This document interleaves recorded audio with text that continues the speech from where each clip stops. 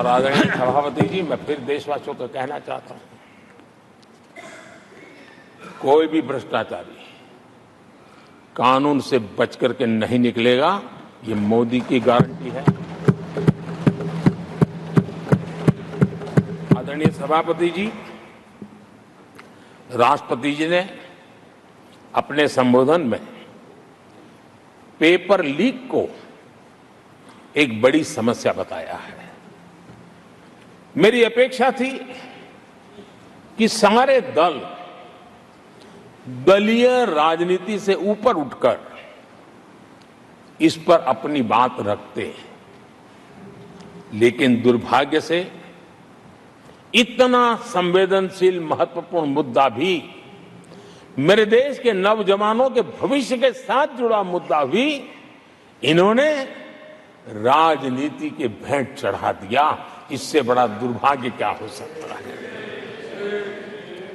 मैं देश के नौजवानों को आश्वस्त करता हूं कि आपको धोखा देने वालों को ये सरकार छोड़ने वाली नहीं है। मेरे देश के नौजवानों के भविष्य के साथ खिलवाड़ करने वालों को सख्त से सख्त सजा मिले, इसके लिए एक के बाद एक एक्शन लिए जा रहे हैं। संसद में इन गड़बड़ियों के खिलाफ सख्त कानून भी हमने बनाया है। हम पूरी सिस्टम को मजबूती दे रहे हैं कि भविष्य में मेरे देश के नौजवानों को आशंका भरी स्थिति में भी रहना न पड़े। पूरे विश्वास के साथ वो अपने सामर्थ्य को प्रदर्शित करें और अपने हक का प्राप्त करें, इस बात को लेकर के हम काम कर रहे हैं। आदरणीय सभापति जी, यहां कुछ आरोप लगाने की फैशन है, लेकिन कुछ आरोप ऐसे उसके जवाब घटनाएं खुद दे देती है और प्रत्यक्ष को प्रमाण की कोई जरूरत नहीं होती है।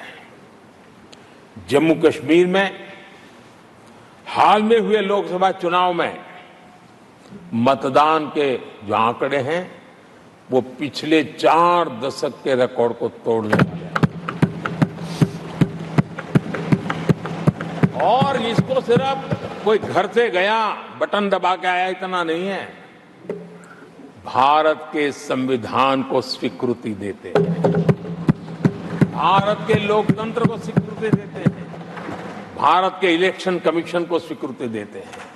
ये बहुत बड़ी सक्सेस है। आदरणीय सभापति, देशवासी जिस पल की प्रतीक्षा करते थे वो आज इतनी सहज सरलता के सामने दिख रही है। आदरणीय सभापति, बीते अनेक दशकों में बंद, हड़ताल, आतंकी धमकियां, इधर उधर बम धमाके की कोशिशें एक प्रकार से लोकतंत्र पर ग्रहण बनी हुई थी। आज इस बार लोगों ने संविधान पर अटूट विश्वास रखते हुए अपने भाग्य का फैसला लिया है। मैं जम्मू कश्मीर के मतदाताओं को विशेष रूप से बधाई देता हूं। आदरणीय सभापति जी, जम्मू कश्मीर में आतंकवाद से हमारी लड़ाई एक प्रकार से अंतिम दौर पर है, अंतिम चरण में है। आतंक के बचे हुए नेटवर्क को भी हम सख्ती से नेस्त नाबूद करने के लिए पूरी व्यूह रचना के साथ आगे बढ़ रहे हैं। बीते 10 वर्षों में पहले की तुलना में आतंकी घटनाओं में बहुत गिरावट आई है। अब पत्थरबाजी की खबरें भी शायद ही किसी कोने में एक आध बार आ जाए तो आ जाए। अब जम्मू कश्मीर में आतंक और अलगाव खत्म हो रहा है और इस लड़ाई में जम्मू कश्मीर के नागरिक हमारी मदद कर रहे हैं, नेतृत्व कर रहे हैं। ये सबसे जरा विश्वास पैदा करने वाली बात है। आज वहां टूरिज्म नए रिकॉर्ड बना रहा है, निवेश बढ़ रहा है। आदरणीय सभापति जी, आज जो नॉर्थ ईस्ट को लेकर सवाल उठाते हैं। उन्होंने नॉर्थ ईस्ट को अपने हाल पर छोड़ के रखा था, क्योंकि उनकी जो चुनावी हिसाब किताब होता है, नॉर्थ ईस्ट से इतनी ही लोकसभा की सीटें हैं, क्या उससे राजनीति में फर्क पड़ता है?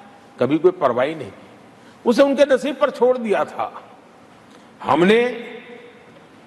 हम नॉर्थ ईस्ट को आज देश के विकास का एक सशक्त इंजन बनाने की और हम ताकत से लगे।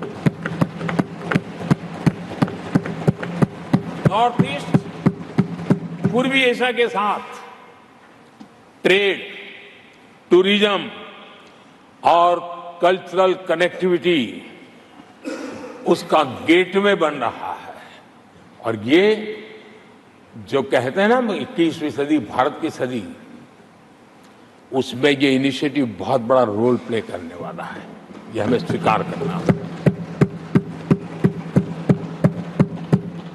आदरणीय सभापति जी, हमने नॉर्थ ईस्ट में गत 5 वर्ष में जो काम किया है, और अगर पुराने कांग्रेस के हिसाब से साथ उसको अगर तुलना कर दी जाए, हमने जितना काम 5 साल में किया है, इतना अगर उनको करना होता ना तो कम से कम 20 साल लग जाते, एक पीढ़ी और चली जाती। हमने इतना तेजी से काम किया है। आज नॉर्थ ईस्ट की कनेक्टिविटी उसके विकास का मूलभूत आधार है, उसको हमने प्राथमिकता दी है। और आज भूतकाल के सारे इंफ्रास्ट्रक्चर से कई गुना आगे हम निकल चुके हैं और हमने उसको करके दिखाया है। आदरणीय सभापति जी, नॉर्थ ईस्ट में स्थायी शांति के लिए 10 वर्षों में अनेक प्रयास किए गए हैं और निरंतर प्रयास किए गए हैं। बिना रुके, बिना थके, हर एक को विश्वास में लेते हुए में प्रयास किए गए हैं। और उसकी चर्चा कम हुई है देश में, लेकिन परिणाम बहुत ही आशा पैदा करने वाले निकले हैं।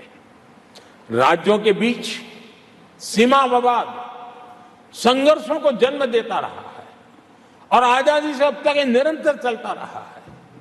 हमने राज्यों को साथ बिठा करके सहमति के साथ जितने सीमा विवाद खत्म कर सकते हैं, एक के बाद एक अकॉर्ड करते करते जा रहे हैं। रिकॉर्डेड है, सहमति की रिकॉर्ड है।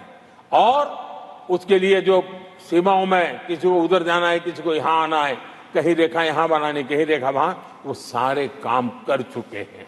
आदरणीय सभापति जी, ये नॉर्थ ईस्ट की बहुत बड़ी सेवा है। हिंसा से जुड़े संगठन, जो हथियारबंद गिरोह थे, जो वहां लड़ाई लड़ते रहते थे, अंडरग्राउंड रह के लड़ाई लड़ते थे, हर व्यवस्था को चुनौती देते थे, हर काउंटर ग्रुप को चुनौती देते थे, खून खराबा होता रहता था। आज उनको साथ लेकर के स्थायी समझौते हो रहे हैं, शस्त्र सरेंडर हो रहे हैं। जो गंभीर गुनाह के अंदर हैं वो जेल जाने के लिए तैयार हो रहे हैं, अदालत को फेस करने के लिए तैयार हो रहे हैं। न्याय तंत्र के प्रति भरोसा बढ़ना, संविधान के प्रति भरोसा बढ़ना, भारत के लोकतंत्र के प्रति भरोसा बढ़ना, भारत के गवर्नमेंट की रचना पे भरोसा करना, ये इसमें से अनुभव होता है और आज हो रहा है। आदरणीय सभापति जी, मणिपुर के संबंध में मैंने पिछले सत्र में विस्तार से बात कही थी, लेकिन आज मैं फिर से एक बार दोहराना चाहता हूं। मणिपुर की स्थिति सामान्य करने के लिए सरकार निरंतर प्रयासरत है। वहां जो कुछ भी घटनाएं घटी, 11,000 से ज्यादा एफआईआर की गई है। मणिपुर छोटा सा राज्य है, 11,000 एफआईआर की गई है, 500 से ज्यादा लोग अरेस्ट हुए हैं। आदरणीय सभापति जी, इस बात को भी हमें स्वीकार करना होगा कि मणिपुर में लगातार हिंसा की घटनाएं कम होती जा रही है। इसका मतलब शांति का आशा रखना, शांति पे भरोसा करना संभव हो रहा है। आज मणिपुर के अधिकांश हिस्सों में आम दिनों की तरह स्कूल चल रहे हैं, कॉलेज चल रहे हैं, दफ्तर और दूसरे संस्थान खुले रहे हैं। आदरणीय सभापति जी, मणिपुर में भी जैसे देश के अन्य भागों में परीक्षाएं हुई, वहां भी परीक्षाएं हुई हैं और बच्चों का अपनी विकास यात्रा जारी रखी है। आदरणीय सभापति, केंद्र और राज्य सरकार सभी से बातचीत करके शांति के लिए, सौहार्द रास्ता खोलने के लिए लगातार प्रयास कर रही है। छोटे छोटे इकाइयों को जोड़ करके इन ताने बाने को गूंथना एक बहुत बड़ा काम है और शांतिपूर्ण तरीके से हो रहा है। बीते समय में पहले की सरकारों में ऐसा नहीं हुआ है। गृह मंत्री स्वयं कई दिनों तक वहां रहे हैं, गृह राज्य मंत्री हफ्तों तक वहां रहे और बार बार वहां जाकर के संबंधित लोगों को जोड़ने का प्रयास करते रहे हैं।